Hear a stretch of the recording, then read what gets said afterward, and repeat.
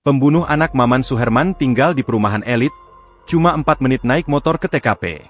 Terkuak tempat tinggal HA pelaku pembunuhan anak anggota Dewan Pakar Partai Keadilan Sejahtera, PKS, Kota Cilegon, Banten, Maman Suherman.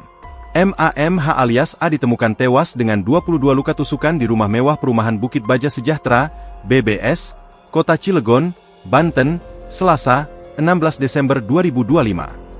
Polres Cilegon menangkap H saat hendak mencuri di rumah mewah milik mantan anggota DPRD Kota Cilegon 2 periode, Roy Syudin Sayuri.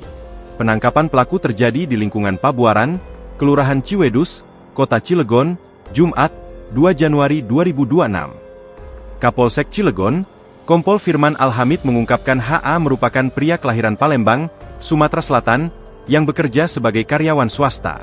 Di Cilegon, pelaku bertempat tinggal di kompleks perumahan Bumi Rakata Asri.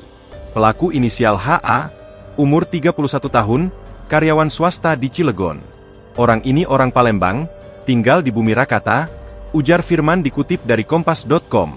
Berdasarkan penelusuran melalui citra satelit, jarak antara tempat tinggal pelaku di Bumi Rakata Asri dengan lokasi pembunuhan di perumahan Bukit Baja Sejahtera, BBS, 3, Kelurahan Ciwaduk, tergolong sangat dekat.